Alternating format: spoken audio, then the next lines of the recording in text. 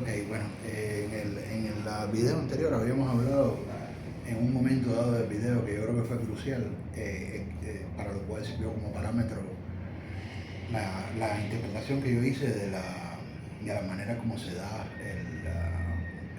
la idea, el concepto de sitio en arqueología. Habíamos hablado de la posibilidad, que puede ser deducida también de experiencias museográficas en las que, no sé si eso será muy frecuente, pero se muestra, no sé si en fotografías o en vivo, el sitio arqueológico como una espacialidad. Habíamos hablado de la posibilidad imaginaria de que en un momento dado pueda no presentarse la sociedad que se quiere reconstruir en la arqueología, sino exponerse el sitio arqueológico mismo donde se ha hecho el trabajo de investigación, y en ese mismo sitio espacialmente desplegar junto el proceso arqueológico más de alguna manera instalar las representaciones que se pueden imaginar sobre la cultura que se está explorando, que se está investigando. Yo le decía que con relación a eso, la arqueología, a diferencia de la etnografía y la antropología, tiene un componente de imaginación mucho mayor. Claro, ahí la imaginación habitualmente es vista como un mero instrumento para llegar a una representación realista, vamos a decirle así, en términos de ideologías de la representación realista de la sociedad que se quiere reconstruir. Pero si nosotros atenuamos la pretensión realista y le damos mayor importancia al componente interpretativo y al componente creativo de esa interpretación, no para producir una imagen distorsionada de la sociedad que se quiere reconstruir, pero sí para acentuar que la actividad interpretativa tiene una importancia en la manera misma como vamos a imaginar esa sociedad, prescindiendo de la idea de una representación realista de totalidad de esa sociedad, prestándole mayor atención al sitio arqueológico mismo y al proceso de interpretación, se podría evocar más que representar la sociedad que se quiere imaginar, ¿no? Ese componente imaginario o imaginativo que tiene la arqueología. Eso tú lo puedes conseguir a través de la interdisciplinaridad de las ciencias sociales. Sí. Es decir, etnografía, arqueología, antropología física, sociología, etcétera, etcétera, para construir ese imaginario en un objeto real. Sí, y yo diría que aquí la interdisciplinaridad también abarcaría una mayor preponderancia, no a la crítica literaria, porque aquí no hay literatura en el sentido de la ficción, pero sí a la hermenéutica como una ciencia que se ocupa de los procesos interpretativos. Y eso conectaría con el arte en el sentido de que, por ejemplo, exponer el sitio arqueológico, si fuese meramente una representación realista de ese sitio arqueológico como un lugar en el que se ha hecho una excavación científica, podría no tener un valor artístico o estético. Claro. Pero reproducir el sitio arqueológico en una museografía y hacer a la vez la presentación del sitio arqueológico como el lugar en que a la vez se está presentando museográficamente una idea de la cultura que se quiere reconstruir, sí podría tener museográficamente un componente artístico, en el sentido de que se acepta que una instalación en el espacio pueda devenir en la evocación de una cultura, y en ese sentido, pues digamos, pueden entrar elementos instalativos o escultóricos o de otro tipo que puedan colindar con el arte. Partiendo de esa imaginación, partiendo de lo que hace posible visualizar una imaginación como esa, yo quisiera mencionar algunas experiencias que yo he tenido en el trabajo de campo que pueden ser puntos de partida para la reflexión. No necesariamente significa que esa experiencia haya logrado el objetivo o la utopía o la hipótesis que pudiera estar implicada en todo esto. Probablemente lo que vamos a discutir va más allá de lo que se ha podido lograr, pero sirve como punto de partida. Estoy recordando ahora un conversatorio que yo tuve en el año 97 en la Facultad de Antropología de la Universidad de Rey. Tuvimos un conversatorio con varios antropólogos donde estábamos hablando de la idea, la palabra no se me ocurrió a mí, pero surgió el concepto de trigger. El trigger viene siendo algo así como lo que propicia o lo que posibilita, ¿no? Es como un disparador, algo que genera que algo sea posible, ¿no? Yo le ponía el ejemplo del trabajo de campo de Quetzil, por ejemplo, de la Escuela de Enseñanza de la Lengua Maya a los estudiantes de pasantía de antropología, que que vienen a hacer trabajo de campo ahí en Yucatán, y a la inversa, la enseñanza de inglés a los mayas, como la escena en el que se dan cita.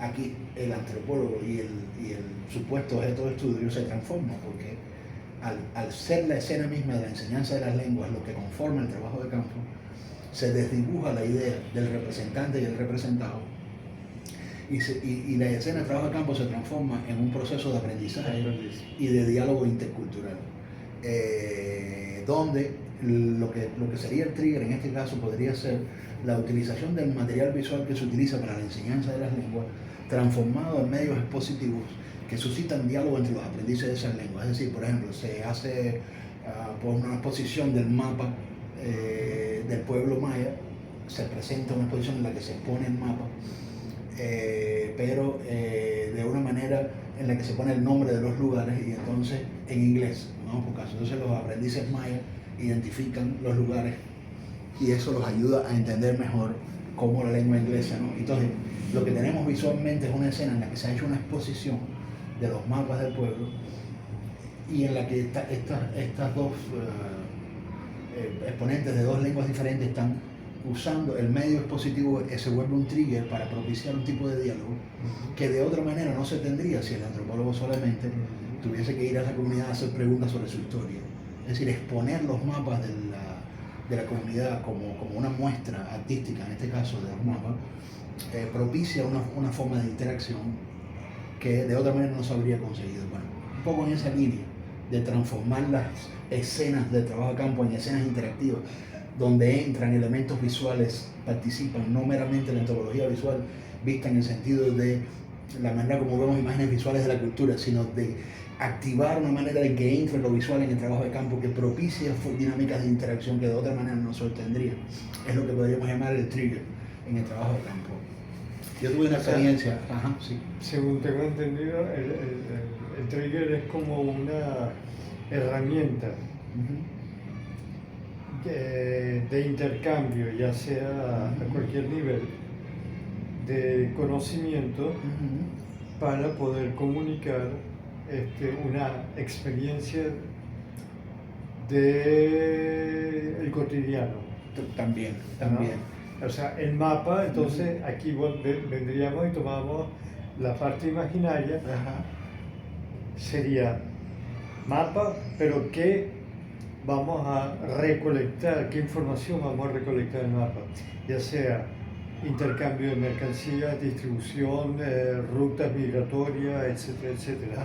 Todo eso es parte del imaginario porque todavía no está concretizado en la realidad, valga la redundancia, concreta. Claro. ¿No? Claro. O sea, cuando tú llegas a ese punto, se concretiza, el imaginario se va disolviéndose, pero se va volviendo a crear otros imaginarios que permiten entonces la interconectividad entre otros aspectos, donde la interdisciplinaridad va tomando protagonismos. Claro. Es un poco eso. Sí, por un lado, y por otro lado también es la cuestión de cómo se inserta. O sea, por ejemplo, cuando yo estuve en Pilón, que es un pueblo del sur del oriente de Cuba, que estuve viviendo ahí 10 meses con esa comunidad haciendo trabajo de campo, yo pedí el mapa del pueblo y estudié el mapa del pueblo porque el mapa del pueblo me ofreció mucha información de los lugares que se podían visitar, pero también el mapa del pueblo traía informaciones básicas, así como tipo mapa, ¿no? Sobre la cantidad de pienso que había en el lugar, cuánta agua, cuántos almacenes había, había mucha información. Pero ahí el mapa lo tenía yo en solitario conmigo mismo y el equipo de trabajadores de otros que estaban ahí trabajando conmigo en esta investigación, como un instrumento para pensar en la comunidad, pero no era un medio para mediar la interacción nuestra con la comunidad, como sí hizo Quetzil. O sea, Quetzil lo que hizo fue, en vez de usar el mapa como un instrumento, un vehículo para conocer la comunidad, pero a solas, como antropólogo, utilizó el mapa, desplegó el mapa visualmente, lo pintó sobre el piso del aula donde se daban las clases, y hizo también una exposición en base al mapa. Entonces, al hacer eso, el mapa me dio la interacción entre el antropólogo y la comunidad. porque las conversaciones que tenían las tenían en torno al Claro, mapa. claro. Entonces, no es el mapa que el antropólogo tiene consigo para hacer un estudio de la comunidad, sino que el mapa se transforma en un trigger para propiciar un tipo de Sí, sí, interacción sí, que de sí. otra manera no se habría conseguido. Claro. Por ejemplo, en el caso de Pilón, yo usé el mapa, pero no se me ocurrió usarlo como un vehículo para la interacción. En cambio, al revés, más bien, lo que me ocurrió fue, también por falta de experiencia, porque éramos jóvenes en ese momento, que en realidad más bien el tipo de cosas que propició la interacción al principio se parecía más bien a las formas tradicionales del antropólogo, Tradicionales. porque era la idea de la cámara, Claro. íbamos con la cámara, caminando por el pueblo y se generaban interacciones, tú sabes, una señora que estaba en la puerta de la casa, sentada en una silla, nos veía con la cámara, nosotros le decíamos, te podemos hacer una foto, le podemos hacer una foto, sí, como no, claro, venga. Entonces de repente dos de nosotros iban y se ponían con ella ahí para hacerse la foto, y entonces yo con la cámara le decía la foto, y eso generaba que nos invitaran a tomar café, entonces entrábamos, conocíamos al señor de la casa, pero el medio que estaba generando la interacción seguía siendo la del observador observado. Claro. Por mucho que nosotros relativizáramos esa interacción, mediaba mucho esa idea de ser fotografiado, fotografiar, ¿no? Que limita mucho la escena de trabajo de campo a la dicotomía del observador y el observado, y empobrece mucho las posibilidades interactivas que se pueden generar y que pueden propiciar engendrar un material de interés sociocultural. Ahora, sin embargo, nosotros sí hicimos una cosa interesante con esa fotografía, que es cuando ya teníamos como 1000 fotografías de las interacciones que tuvimos en el pueblo, se nos ocurrió hacer una exposición. Entonces pedimos en el pueblo, que es un pueblo muy pobre, muy sencillo, muy precario, no había galería de arte, entonces nos dieron un local para que funcionara como galería, ¿no? Entonces, bueno, también eso fue la idea un poco de abrir una galería en el pueblo, que nunca había existido esa idea de galería, porque no había galería allí. Y entonces lo que hicimos fue forrar las paredes de ese sitio que nos dieron con papel craft y hacer un dibujo a línea, lo hicimos con un dibujo sobre papel craft. Hicimos un dibujo y ahí sí utilizamos un poco, pero no fuimos tan ajustados a la idea de mapa. Ahí más bien lo que hicimos fue como un dibujo del pueblo, con sus calles, con sus lugares así principales, y fuimos pintando cosas importantes. Entonces, en los lugares que se representaban en este dibujo, fuimos colocando las 1000 fotografías que hicimos en el trabajo de campo. Entonces se hizo una inauguración de la exposición, a donde vinieron toda la gente del pueblo que pudo, que quiso, y sí se generó una interacción a propósito de la exposición, donde ellos se pudieron ver en las fotografías y donde tuvimos un diálogo que se generó allí, ¿no? Propiciado por la exposición. Otra cosa que ocurrió fue que después de mucho tiempo conociendo, interactuando con familias, me fui interesando cada vez más en el tema de la religión espiritista que hay ahí en esa zona. Y entonces ellos me remitieron a unos templos que hay, que sí quedan ya alejados propiamente dicho del lugar donde ellos viven, aquí internarse en el monte, y quedan metidos en el monte, ¿no? Son templos que tienen sesiones los fines de semana, como ya yo le conté una vez. Están hechos con la misma materia de los bohíos, hechos con penca de palma y con madera de ahí después de la montaña, pero son más grandes. O sea, es como un bohío, pero un bohío gigante, ¿no? Y ellos allí van, ya yo le conté más o menos cómo es la escena. Es el sábado y el domingo. Vienen como unas 500 personas de la comunidad, se ponen en un anillo contra las paredes del templo. En el centro hay unas señoras con unos pañuelos blancos que le llaman mediunidades cabeceras, y hay como una especie de médico, vamos a decirle así, o sacerdote, una mezcla de médico con sacerdote de la comunidad, que se llamaba Joseito, con su esposa, que están parados, digamos, como la máxima autoridad, y siempre hay como una agenda, tanto el sábado como el domingo, de ciertas personas que ya se sabe que son los que ese día se van a atender. Como ustedes, el sábado 5 personas, 2 en la mañana y 3 en la tarde. Entonces, las sesiones operan de esa manera. Se empieza la primera persona que está en la lista, esa persona se le hace una procesión allí, las media unidades, la comunidad, las 500 personas de la comunidad ayudan a través de unas cadenas, o sea, se dan la mano y hacen guturaciones.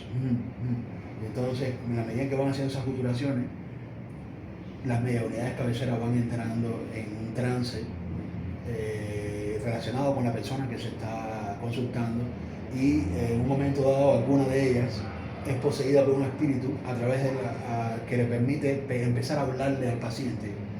Entonces, esa señora le empieza a hablar al paciente y le empieza a reflejar al paciente un dilema. Se le monta un espíritu a esta mediunidad y empieza a hablarle al paciente, ¿no? En ese hablarle al paciente, la mediunidad puede teatralizar voces. O sea, ella puede, a veces no, a veces solo le habla, pero a veces puede teatralizar voces. O sea, le sale una voz masculina y dice una cosa y él se le responde su propia voz a esa voz masculina y de esa manera le comienza a hablar al paciente, que puede permanecer pasivo en algunos casos, oír lo que se le está diciendo, pero también puede en algunos casos, intelectual, muchas veces caer en trance también, en un tipo de estado exacerbado, vamos a decirle así, de conciencia, un tipo de estado alterado de conciencia, sin uso de drogas ni nada, meramente una cosa emocional, psicológica, que puede ser, bueno, vinculada con un problema, si tiene un problema fisiológico, puede ser un cáncer, o algún tipo de problema que tenga fisiológico vinculado con la muerte, o puede ser una pérdida de un familiar importante, o puede ser un trauma que tiene por algún problema que tuvo, algo que no hizo bien, o sea, depende, ¿no? Ahí podían darse muchos problemas. Ese muchacho o esa muchacha, en algunos casos, si caía en trance, podría narrar su problema, hablar de su problema. Y bueno, se daba como una resolución, vamos a decirle así, del problema dentro de esa situación. Bueno, nosotros estuvimos yendo, yo en particular, porque fui quien más me interesé en esto, estuvimos, pero me acompañaron siempre 2 o 3 compañeros, yendo como 3 meses seguidos a este templo. Y de la misma sucesión de ir muchas veces, en un momento dado pudimos nos permitieron comenzar a hacer fotografías. De nuevo, entró nuevamente la cámara, pero en este caso ya habíamos vivido la experiencia anterior de la exposición y sabíamos que era importante no meramente hacer fotos, sino también mostrarlas. Entonces hicimos una exposición de las fotos que hicimos durante esos 3 meses, no 3 meses porque al principio no podíamos hacer fotos, pero más ya hacia el final. Hicimos una exposición y se generó, porque ellos tienen un receso donde se almuerza, como una especie de interacción o de diálogo en torno a la exposición de las fotografías, ¿no? Estos son ejemplos de trigger muy sencillos, yo diría básicos, todavía muy limitados, ¿no? Pero de un año después, aquí uno de los temas que se podría hablar, pero quizás se nos va del tema de nuestro proyecto, pero para otra ocasión, es ya propiamente el análisis de esa religión, ¿no? Y el análisis de esa cultura en el que se inscribe esa religión es un tema en sí mismo. En la antropología cubana hay una figura que es como, decir así, como el gran padre de la antropología cubana, muy conocido internacionalmente, que se llama Don Fernando Ortiz. Él era él tiene montones de libros, un gran antropólogo cubano, porque todos los libros de él tenían una orientación de etnología e historia. Por ejemplo, él tiene un libro que se llama Contrapunto, muy conocido. El contrapunto cubano del tabaco, de la caña y del tabaco. Cuando yo lo leí, lo estudié, ¿no? Cuando uno lee este libro, el libro es interesante, no se debe obviar que tiene su interés. Es un libro que él está escrito de una manera en la cual él va él va describiendo cosas vinculadas al proceso de confección y elaboración del tabaco. Pero no es un capítulo sobre el tabaco, sino que él agarra, por ejemplo, para que usted tenga una idea de la manera como está escrito el libro, ¿no? O sea, él agarra y empieza un capítulo, ¿no? Empieza a hablar de cómo es hecho el tabaco, preparada la hoja, y de repente salta y entra al proceso de hacer la caña, y de cortarla, y de prepararla, y de molerla. Y de repente deja eso y entra otra vez al tabaco. Todos los capítulos son así. Se mueve de un producto al otro y va como orquestando, vamos a decirle así, capítulo a capítulo, como una especie de danza, podríamos decir, etnológica, en la que él va interconectando la comprensión del tabaco y la caña con la comprensión de la cultura cubana haciendo entrar muchos elementos. Él tiene una influencia de Malinowski, que de hecho fue su tutor de su tesis, porque le da mucha importancia a la economía. Entonces él va haciendo un estudio de la cultura cubana, pero donde no deja de entrar nunca el problema de la producción de este producto desde el punto de vista de la economía nacional, ¿no? Es uno de sus libros más originales. Tiene los otros libros de él, tiene por ejemplo libros sobre los negros kurdos, sobre muchos libros etnológicos muy basados en problemas raciales, la cuestión de los negros, la cultura negra. Un etnólogo, más que propiamente un antropólogo, un etnólogo historicista. Muy importante, es como decir la escuela de la antropología en Cuba, pero es una figura que trabaja mucho dentro de los parámetros. Pues por ejemplo, el trabajo de campo, no por caso, está completamente borrado en su antropología. O sea, no, obviamente para conocer tanto sobre todas estas etnicidades y grupos y religiones incluso, tiene que haber hecho el trabajo de campo sin duda. Claro. Pero él no hace participar de ninguna forma la experiencia del trabajo de campo en su tipo de literatura. O sea, él de una vez usa el trabajo de campo como un mero instrumento. Para construir una representación cultural de lo que está hablando, ¿no? Y es muy realista, en el sentido de que tiene mucho la ideología del realismo. O sea, lo importante es representar adecuadamente la cultura que se está estudiando, ¿no? Además, luego también es un etnólogo dentro de lo que se llama la etnología, pues digamos, usted como italiano, por ejemplo, estudiase la cultura italiana, aunque usted ya es un híbrido migratorio, ¿no? Pero en términos de subjetividad, pero digamos, como si un etnólogo italiano estudiara la etnicidad italiana, ¿no? O un etnólogo francés estudiara la etnicidad francesa. O sea, no es el caso de Levi Strauss, que se va a otra cultura, o de la mayoría de los antropólogos, sino que es un tipo de autoetnología, porque él es cubano. Claro. Entonces, toda la escuela etnológica cubana tiene mucho esa cosa de, vamos a decirlo así, de la cubanidad, el estudio de la cuestión del antropólogo que es cubano que hace un estudio etnológico. Bueno, los experimentos que yo hice en los 80 y ya entrando a los 90, hasta el año 90, porque yo en el año 90 me fui con 20 años, los experimentos que yo hice en ese periodo un poco se desmarcaron de esa tradición. Porque aunque yo era cubano y soy cubano, aunque me ha ocurrido igual que ustedes, me he vuelto una subjetividad migratoria, porque he vivido años montando vida fuera en otras culturas, pero digamos, soy cubano de origen, ¿no? Sí, sí. Y nací y viví hasta los 20 años. Mis padres han seguido allá. Entonces,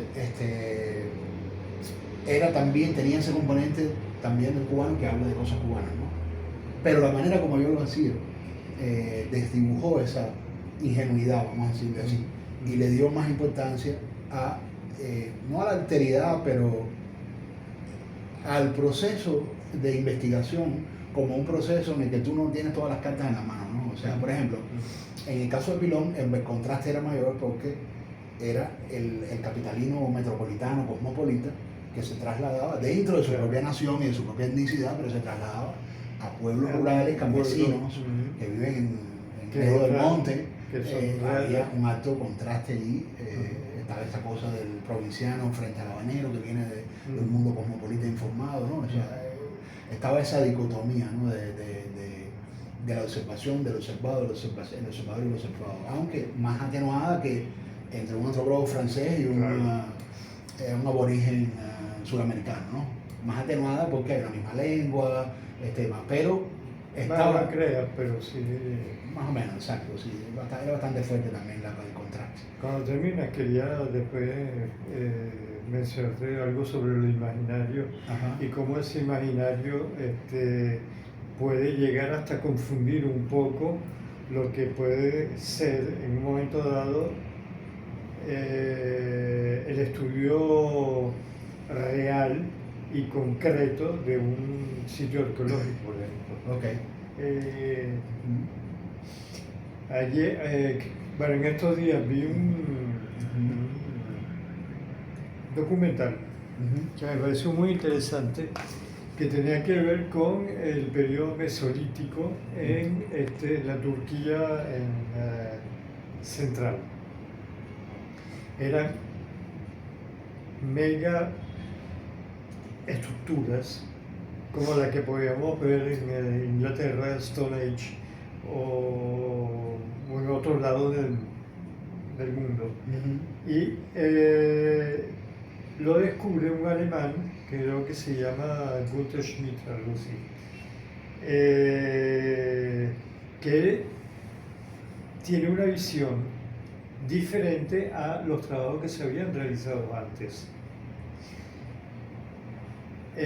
Antes se daba la idea de que eran asentamientos bizantinos y por eso no le dieron la importancia que Schmidt le da después de haber trabajado en ello. Cuando se da cuenta, él empieza a excavar y empieza a descubrir cómo centros, son espacios circulares con diferentes diámetros que podrían haber sido para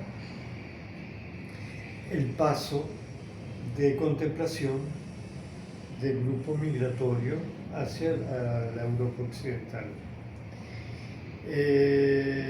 Lo que fue interesante es que después de eso, después de darle mucho y darle a las excavaciones y informarse, etcétera, etcétera, él se da cuenta que posiblemente ya no eran centros ceremoniales, porque él descubre como una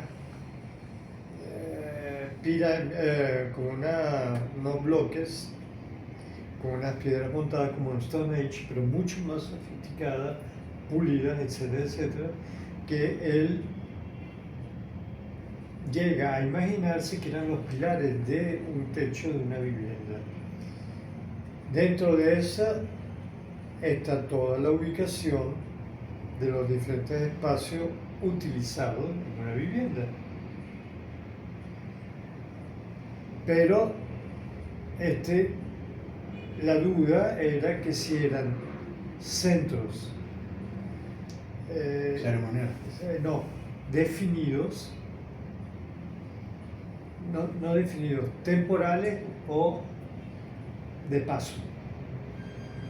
Igual que al principio se pensaba que eran templos para que la gente fuera, que pasaba, hicieran todas sus cuestiones ceremoniales, etcétera, etcétera, y después ellos seguían.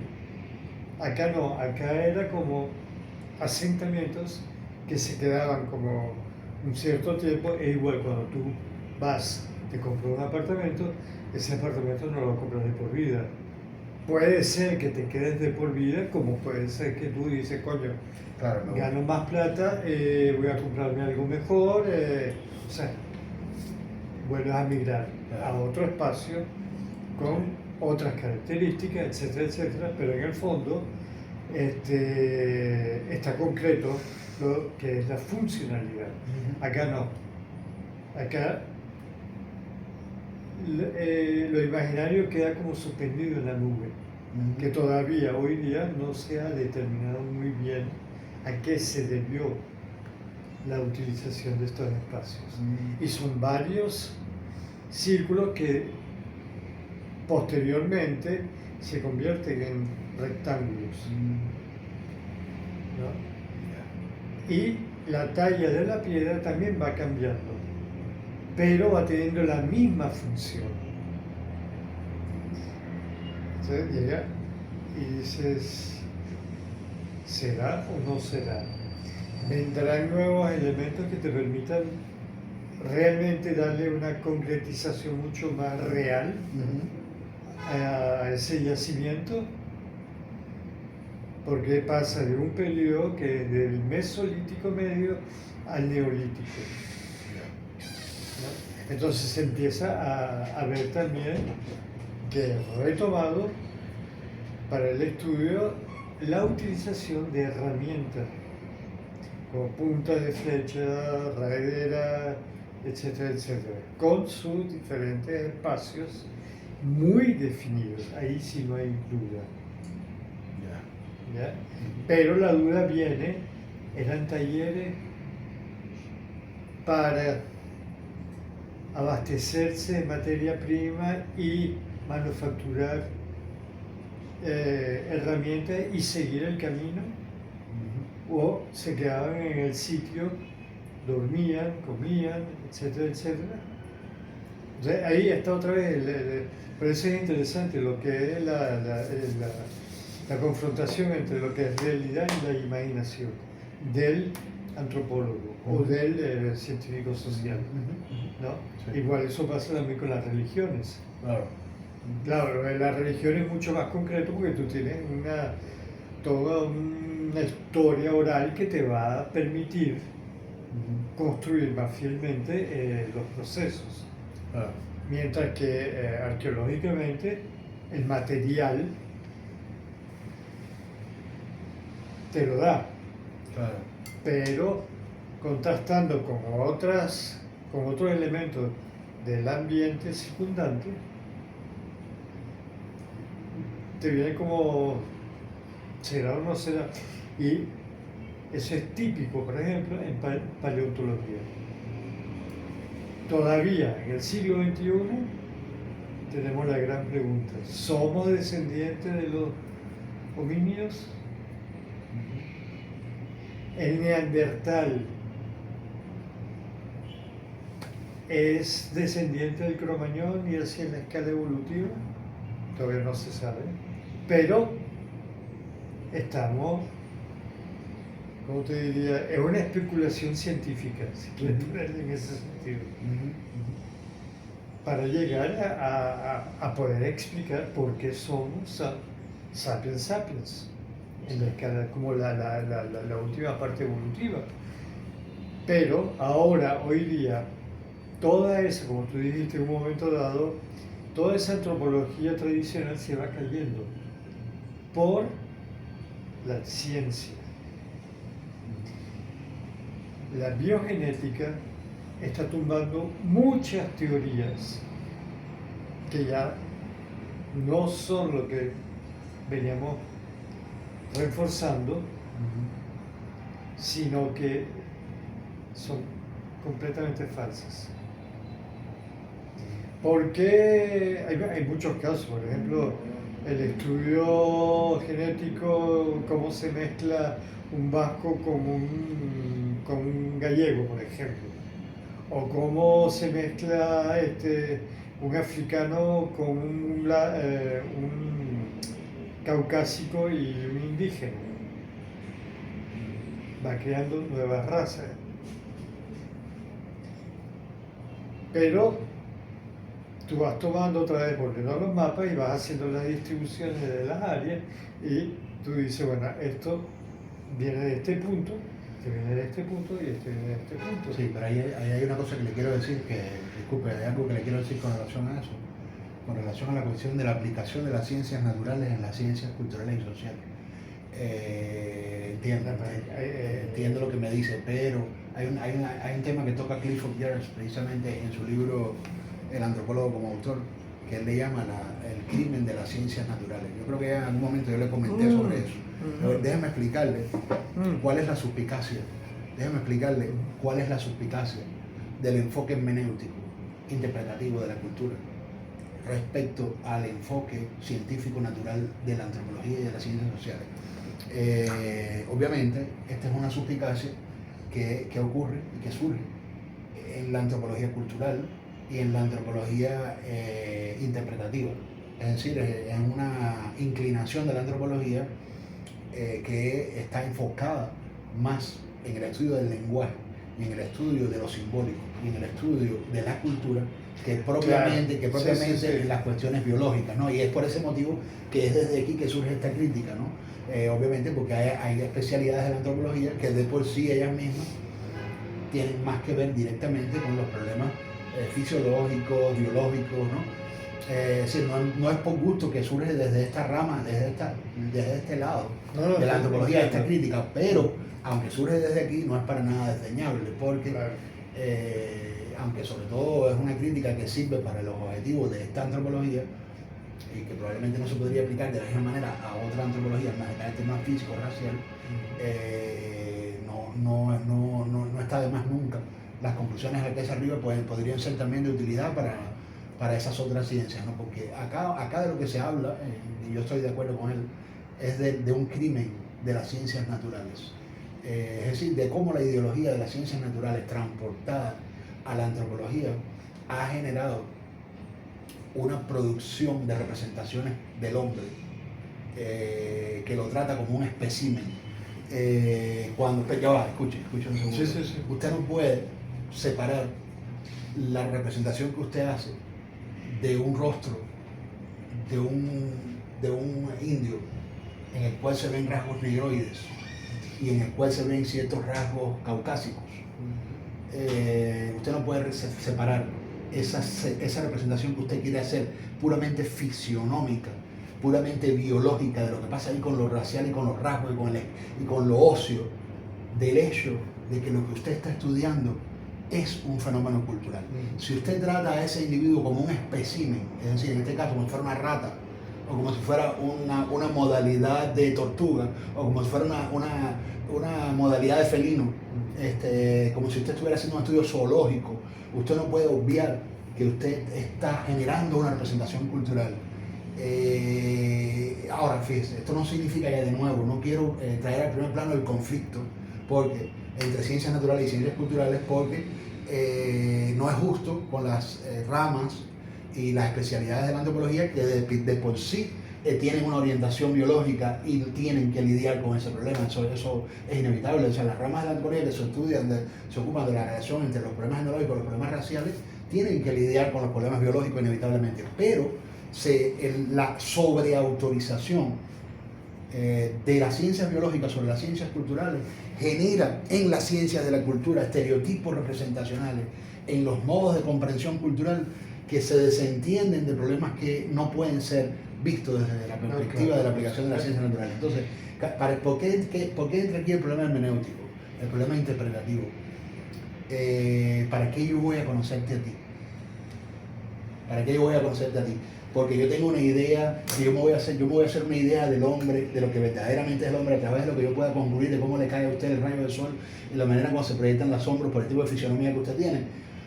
O porque yo voy a aprender al interactuar con usted y además me voy a modificar culturalmente al tratar de entender su cultura. Hay una cuestión aquí también de humildad, de ética en la antropología. Es decir, en vez de representar una cultura, es aprender de ella. En vez de representar una cultura, es desarrollar con ella una interacción intercultural. Porque si tú traes una cultura como observador y como representante y vas a interactuar con una cultura diferente, tú no puedes obviar que tú te vas a permear culturalmente con esa cultura y que vas a aprender de ella, y que al mismo tiempo se va a generar más que una representación, en realidad una interacción intercultural que va a generar una escena transculturizada de representaciones culturales. Es decir, no es posible separar la objetividad de la representación cultural de la mediación que implica el acto antropológico mismo como un acto intersubjetivo, como un acto dialógico, como un acto culturalmente permeado, como un acto lingüísticamente permeado, porque ¿para quién es esa antropología? Para una comunidad lingüística.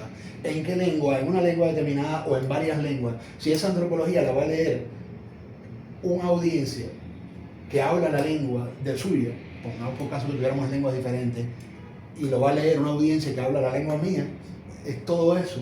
El hecho de que al final las representaciones culturales que vamos a generar van a circular en comunidades lingüísticas es para la hermenéutica más importante que la representación que allí se transporta en términos, es decir, una antropología que es consciente de que al final una interpretación cultural se insemina en una comunidad lingüística y que no hay mayor objetividad para la comprensión cultural que la que puede darnos la comunidad lingüística misma, porque al final va a ser la comunidad lingüística la que la va a consumir. Es una antropología más sensible al componente interpretativo. Entonces, está bien, es cierto que determinados datos biológicos, cosas que se descubren sobre los problemas fisiológicos, obviamente inciden,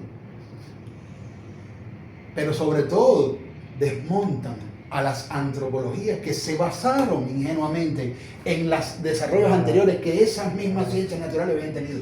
Es decir, ¿a qué antropologías desmontan? A las antropologías que los siguieron. y que hicieron representaciones de la cultura tomando las ciencias naturales como parámetro. Por tanto, una antropología verdaderamente informada lo que debe hacer de una vez es ser suspicaz ante las nuevas representaciones que las ciencias naturales dan, porque los parámetros que debe seguir la ciencia cultural no pueden ser los mismos que los parámetros. Que esos datos son de utilidad. Sí, son de utilidad, sin duda lo son. Si se ha llegado a una conclusión sobre el genoma, o se ha llegado a una conclusión y hay mayor avance en menos estudios somáticos o biológicos, por supuesto, tú tampoco puedes desconocer eso. Pues ni puedes transformarte en Indiana Jones, el templo de la bendición, hacer una antropología que no sea objetiva y que caiga en la ficción, que se entienda de la información objetiva. O sea, indudablemente eso es un material que se tiene, pero no de manera ingenua, y mucho menos para transportarla a cómo debe ser la antropología. Entonces, más en la dirección, dentro de lo que usted estaba diciendo al principio, sobre lo que usted le llamó especulación. Se ve como especulación. Hay hoy en día dentro de la antropología tendencias que están aceptando la especulación. Hegel, de hecho, por cierto, que es un sociólogo, un filósofo, a mí me gusta mucho, defendió la importancia de la especulación en la capacidad de la filosofía verdaderamente de tener un alcance relevante, trascendente en lo que llega a conocer. Él recuperó cierta importancia heurística y experimental que la actividad especulativa tenía en el pensamiento filosófico contra la idea de que era posible axiomatizar la filosofía. Es decir, este es el dilema entre el axioma como parámetro de objetividad y la axiología. O sea, axiología es valor, sistema de valor. Sí. Se refieren a lo mismo, pero esta quiere axiomatizar y esta quiere axiologizar. O sea, la axiología lo que hace es entender aquí que aquí hay un sistema de valores y la axiomática lo que quiere es ver que aquí hay un sistema calculable. ¿No? Entonces, ¿puede ser reducido todo al axioma? No, según Hegel. Y él lo demuestra con sus estudios del quantum y de los números naturales. Él dice, por ejemplo, por mencionarle un ejemplo de cómo él cuestiona la axiomatización de la filosofía. Él dice, por ejemplo, 9 y 3 son dos números naturales enteros. Desde el punto de vista de la identidad de la diferencia, cada uno tiene que ser un 1 frente a su diferente. El 3 no es 9. Aquí hay una relación entre la identidad del 3 y la diferencia que le significa el 9, que a la vez tiene su identidad de 9. Por lo tanto, hay un momento de la relación entre 3 y 9 en que necesitamos la identidad y la diferencia. Pero veámoslo ahora desde otro punto de vista. Veámoslo ahora desde otro punto de vista. Multipliquemos, sumemos, restemos 9 y 3. Al comenzar una relación entre 9 y 3, de suma o de resta, empecemos por la resta y la división. Vamos a notar que 9 tiene 3 veces 3. Si 9 está hecho de 3 veces 3, entonces aquella identidad que le habíamos adjudicado como 9, su identidad propia, respecto a 3 números naturales enteros, cada uno con su identidad, no es tan como habíamos creído, porque si tiene 3 veces, su propia identidad está hecha de 3 veces, ¿no? Entonces, a la misma vez, si nosotros vemos al 3 desde la perspectiva del 9, podemos pensar en la muerte del 3, porque aunque el 3 es una unidad con su identidad, al relacionarse con 9 puede desaparecer en 9, ¿no? Y a la inversa, la suma de 3 veces 3 puede dar 9, pero si se ve como suma de 3 veces 3, el 9 puede morir. Entonces Hegel dice, la génesis de la identidad de un entero, la génesis de la identidad de un entero está hecha de su contrario que le da la muerte. Que le da la muerte. O sea, al mismo tiempo que le da la vida, que le da la identidad, se la quita. Por lo tanto, lo que antes eran identidades separadas, se comienzan a ver como identidades relacionales que al mismo tiempo en que se engendran, se niegan. Ok, esto como problema filosófico rebasa el axioma. Es una dimensión que requiere de lo axiológico para poderlo comprender. Aquí hemos superado la matemática. O sea, no es que no podemos tomar el camino axiomático, lo podemos tomar, pero el camino axiomático es un ángulo limitado en la comprensión del problema. Hay un camino axiológico, como lo mismo pasa con la cultura. O sea, nosotros podemos, sí, indudablemente, como decía Émile Durkheim, el sociólogo francés, podemos tratar a los objetos de estudio como si fueran cosas. Como si fueran cosas. Como si fueran objetos, ¿no? Porque pensamos que metodológicamente hay que tratarlos como si fueran objetos, como si fueran cosas, taxonómicamente. Pero el problema es que los fenómenos culturales no son cosas, ¿entiendes? No son cosas, porque están estos procesos axiológicos que no son reducibles a la acción. Entonces, partiendo de esto,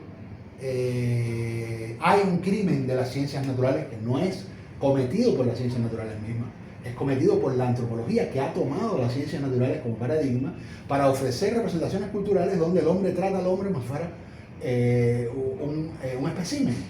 Un espécimen, o sea, donde te ponen, estas son todas esas representaciones que hay, por ejemplo, de los pueblos orientales, donde de repente los pómulos y las mandíbulas de los pueblos orientales empiezan a parecer como si fueran gente fea, o como si fueran especímenes extraños, como si fuera un ratón, una cosa, que no se separa, además de las representaciones culturales que se hicieron de esos pueblos en la antropología tradicional, porque yo digo que incluso Levi Strauss, que es un paso cualitativo en la antropología, sin duda, todavía demoniza, por razones de que aunque él le dio importancia a la lingüística y entendió lo importante que era el lenguaje y el estudio de las lenguas en la comprensión cultural y dio un paso en ese sentido de avance, todavía tenía demasiado el paradigma de las ciencias naturales debajo. No pudo evitar demonizar a los pueblos del sur. La imagen que uno tiene de las culturas del sur a través de Levi Strauss, aunque es mejor que las imágenes anteriores, sin duda es mejor, es más cualitativo que antes, ¿no? Es todavía una deformación generada por esa traslación de las ciencias naturales a las ciencias culturales. Si él hubiera entendido desde una perspectiva más hermenéutica, más interpretativa las culturas suramericanas, pues, oye, como mínimo, obviamente también está el lado, pues digamos, de haberse confrontado con la diferencia cultural, de haber entendido, pues, todo lo que tenía que aprender, ¿no? Pero, o bien hubiera tenido una relación, pues, más comprensiva con los valores de esas culturas, ¿no? Entonces, bueno, volviendo a lo que estábamos hablando antes, el problema de la imaginación. Sí. ¿Te puedo hacer un break? Sí. Ahí el caso, por ejemplo, cuando estábamos hablando de la ciencia biológica y la ciencia social o antropológica, hay un caso que me parece que puede ser muy interesante. Tomemos Jerusalén. Jerusalén es la cuna de 3 culturas, 3 religiones, con diferentes variables de modos de vida, pero que al fin y al cabo tienen un mismo origen. ¿Okay?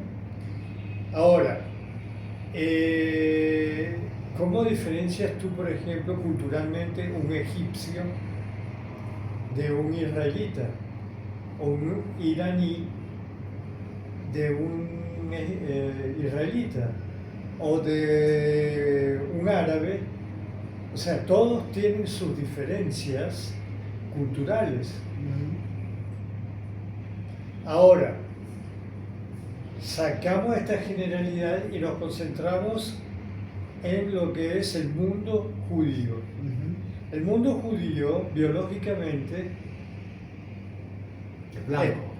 está conformado por raza caucásica, fundamentalmente.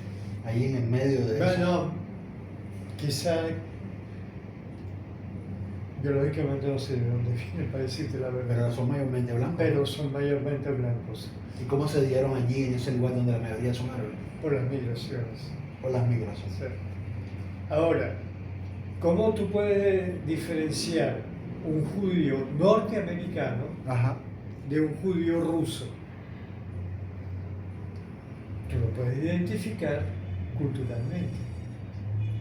¿Por qué? Porque ellos tienen las mismas costumbres.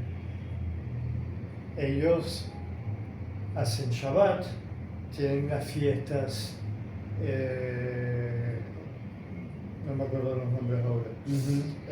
En fin, ellos tienen todo que es globalizado.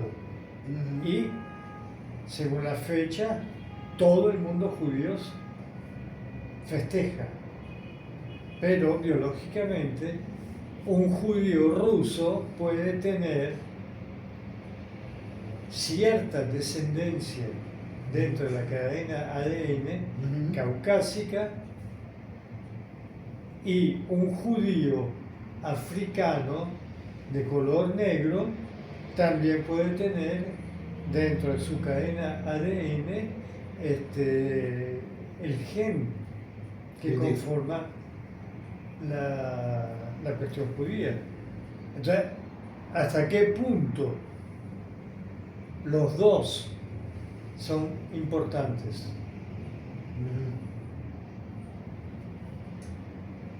Si bien la cultura te explica muchísimas cosas, como la lingüística, fundamentalmente, la ciencia biológica o la ciencia natural, biológica, etcétera, te explican otra, como el ADN. Como el ADN o la ciencia cuántica, te dan resultados que te pueden explicar que tú vienes de un origen. Cuando tú negas, por ejemplo, había un tipo, eso me pareció genial, un tipo alemán que era antijudío, pero antijudío. Le hicieron una prueba de ADN y tenía 25% dentro de la cadena de ADN descendencia judía. Ahora, como él era un antijudío, todo lo que era el Shabbat, el libro sagrado de los judíos, nada. Él no conocía nada del mundo judío, pero él tenía descendencia. Y bastante alta, porque el 25% ya. Entonces, la confrontación. ¿Cuál es lo más importante? Si Levi Strauss tomaba, no, Levi Strauss no, ¿cómo se llama? Durkheim. Durkheim. Si tomaba el objeto como cosa, acá no podemos tomar el objeto como cosa. Acá tenemos que tomarlo como realmente es tomarlo dentro de la posición que le corresponde según el intercambio, ir rompiendo los esquemas tradicionales donde se nutre para poder entender mejor nuestra existencia. Por ejemplo, Carmen dice, ¿para qué estudiamos historia si no aprendemos nada?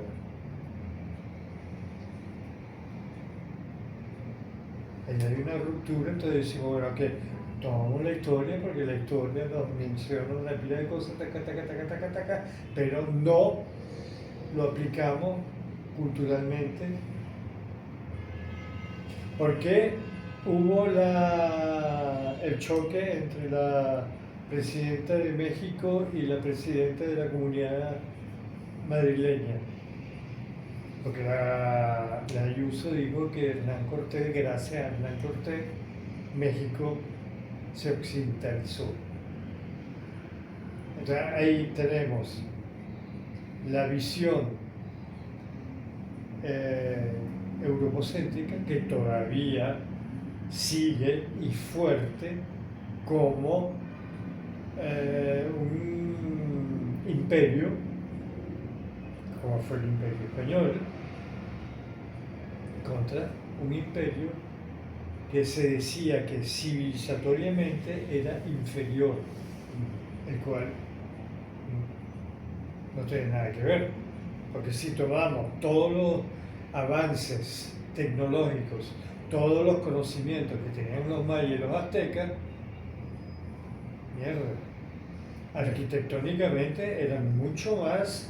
La brutalidad, claro, como hemos hablado otras veces, la brutalidad del salvajismo de los romanos, la brutalidad de los españoles, o sea, no hay, por la vía del salvajismo no es la cosa, no. Porque el salvajismo ha habido en todas las culturas, ¿no? Lo que sí hay es una diferencia cultural, obviamente, ¿no? De lenguas, de tradición, de religiones, de cosmovisiones, de símbolos, de lenguajes, que hace que sean culturas que tienen pues un desarrollo diferente, pero no necesariamente superior o inferior. No, no necesariamente. La idea es que somos seres humanos, somos de la rama sapiens, tenemos la misma sangre, solamente que hay diferencias sutiles biológicamente, como los antígenos. Los indígenas tienen un antígeno que no tienen el resto del mundo, que es el antígeno griego. Lingüísticamente hay separaciones, bueno, que tú no entiendes nada de lo que me está hablando, por ejemplo, un eslavo con un latino. Ahí están las diferencias, pero los personajes, quizá es ahí donde, como decía Lourdes, utilizar el objeto de estudio, porque es el hombre en sí, pero el hombre en sí, quitando la cultura y quitando lo biológico. O sea, es un tipo que tiene un cerebro, tiene una columna vertebral, tiene una sangre, pero ya deja de ser objeto, porque la sangre, hay diferenciaciones, hay 4 grupos de sangre, A, B y universal, etc., donde empiezan a ver las diferenciaciones. Y es ahí donde ambas ciencias deberían acoplarse mucho más y crear pensum universitario que no hagan la brecha mucho más fuerte, sino disminuirla cada vez más para podernos entender. Sí, como yo le he dicho, hay tendencias dentro de las ciencias sociales, en particular en la antropología y la sociología, que han sido tendientes a tratar de lograr esa unidad. Es lo que le llaman el holismo. Sí. Las orientaciones holísticas tratan de unir esas dos cosas, como son, por ejemplo, el trabajo de Gregory Bateson, o el trabajo de Edgar Morin, o el trabajo de Frijol Capra, o de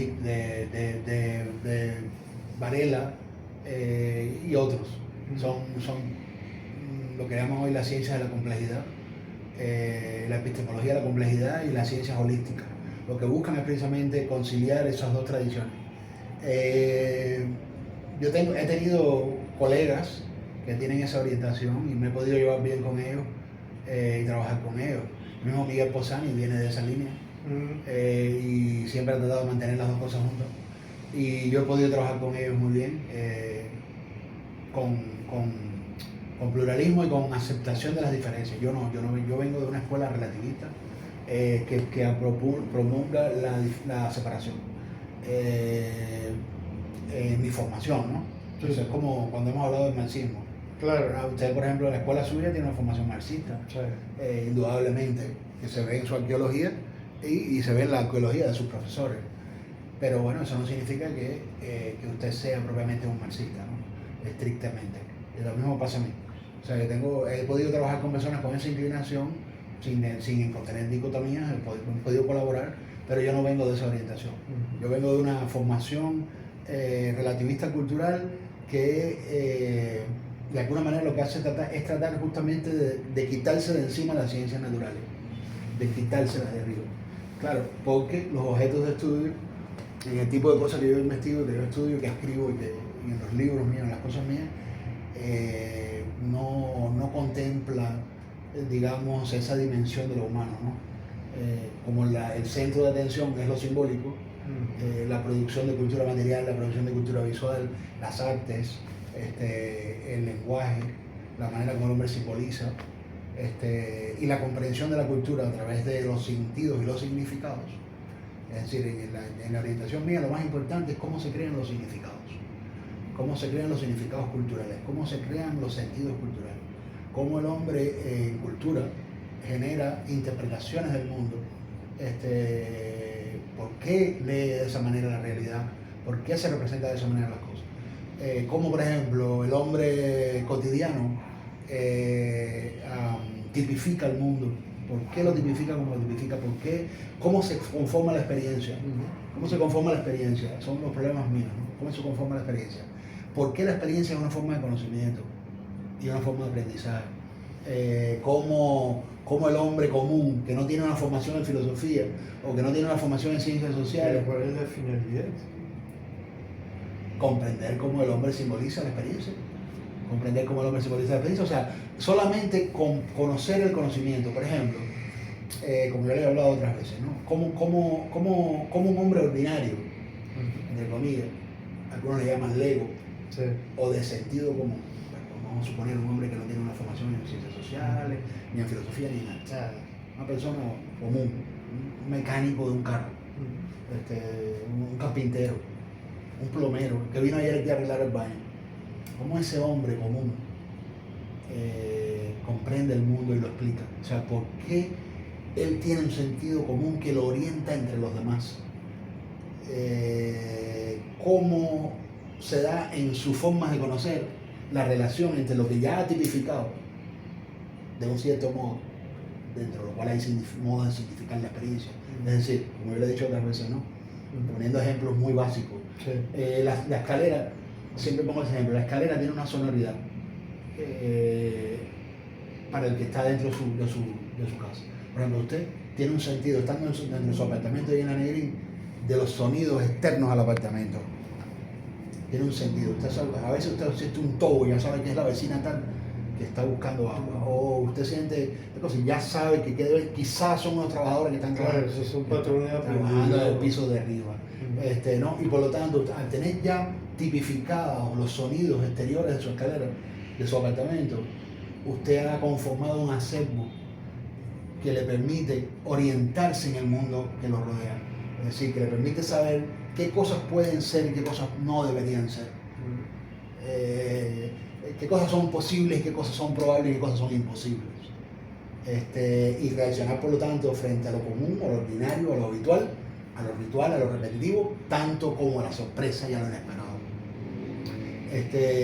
Como el acervo de conocimiento que usted ha conformado sobre un mundo que usted ha tipificado, no solo entre el apartamento y la escalera, sino ya al bajar, ir al estacionamiento e interactuar con otros sujetos, o ya salir del edificio Negrín y comenzar a interactuar en la calle. ¿Qué probabilidades hay de que se dé una situación, digamos, por ejemplo, de marginalidad de un sujeto que está fuera de las reglas, que puede en un momento dado verse quizás como no necesariamente peligroso, pero que habría que tener un valor para poder entrar en su vida, porque es una persona que vive en una situación económica precaria?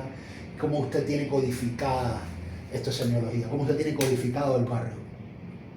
Y cómo eso le permite a usted orientarse en la manera como usted significa lo vivido. Es decir, obviamente, si usted está repitiendo lo mismo y ya está trabajando con tipificaciones, no necesita ni pensar, ni siquiera significar, porque ya todo lo tiene presignificado. Ya las cosas le significan, por lo tanto usted no necesita reparar ni que le significan. La ferretería de la esquina generalmente tiene dos tipos, que tienen unos tobos, los otros pueden tener cierto tipo de situaciones que ya usted ha ido caracterizando con el tiempo. Usted sabe que las areperas que están allí, que venden empanadas, pueden ser situaciones de este tipo y de este otro tipo, pero no de aquel otro tipo. Claro. Si es de aquel otro tipo, ya se sale de lo común. Y si se sale de lo común, llama su atención y la de la comunidad. Por lo tanto, usted presta atención a la sorpresa. Y al estar frente a lo sorpresivo, que puede ser alguien que le dirige la palabra, o alguien que le pide algo, o puede ser una cosa que ocurre entre la cual usted tiene que tomar partido, o lo que sea, se confronta la relación entre el modo como usted ha significado la experiencia y la manera como usted está disponible para significarla e interpretarla. Cómo el hombre conoce, cómo el hombre significa el mundo cotidiano, pero no solo cotidiano. Vamos a lo cotidiano de la misma manera en que vamos, por ejemplo, al estudio de lo extraverbal para conocer el lenguaje humano. No es que vamos a estudiar lo cotidiano meramente porque somos periodistas y queremos hacer un reportaje de la calle Negrín o de la calle La Salle. No es en ese sentido. No nos interesa hacer un reportaje de cómo es la vida cotidiana. Lo que nos interesa es de la misma manera en que para comprender cómo es el lenguaje humano debemos estudiar la comunicación extraverbal. Porque si tú llegas a una habitación en la que las sillas están en forma de círculo, te indica que allí hubo algún tipo de reunión. En cambio, si están las sillas colocadas en hilera una detrás de la otra, te indica que allí hubo una clase. Claro. ¿Entiendes? En cambio, si están regadas, te indica que ahí hubo una fiesta. En cambio, si están tiradas, te indica que ahí hubo una bronca o un problema, ¿no? ¿Cómo? Eso es lo que tú infieres. Claro, lo que tú infieres, pero en base a tus tipificaciones previas. Claro. Puede ser que llegue una información que te niegue una deducción y te diga, no, espérate, coño, la fiesta está así porque había una obra de teatro y estaban haciendo ahí, no era una bronca. Entonces te niega la certitud que tú tenías, ¿no? Como el caso de estas excavaciones en Turquía que te quedaban. Exactamente. Es más importante en mi consideración y en mi escuela, en mi tendencia, para comprender una cultura, comprender cómo creamos significados, que todo el material supuestamente objetivo que podemos tener sobre ella. Obviamente tampoco es que vamos a desentendernos del material objetivo, porque si yo llego a una comunidad y me dicen que hay un almacén de pienso que es repuesto todos los sábados, eso es una información objetiva importante. No es que yo voy a desentenderme de eso. No. Saber cuánto pienso hay en un pequeño pueblo campesino es importante para entender el pueblo. No se trata de desentenderse de eso. Claro. Ni tampoco de desentenderse saber cuánta agua potable es almacenada en el pueblo, ¿para qué? Porque no hay fluviales que les traiga el agua o cómo es que tienen la electricidad. Esas cosas también son importantes, pero no más importante para comprender la cultura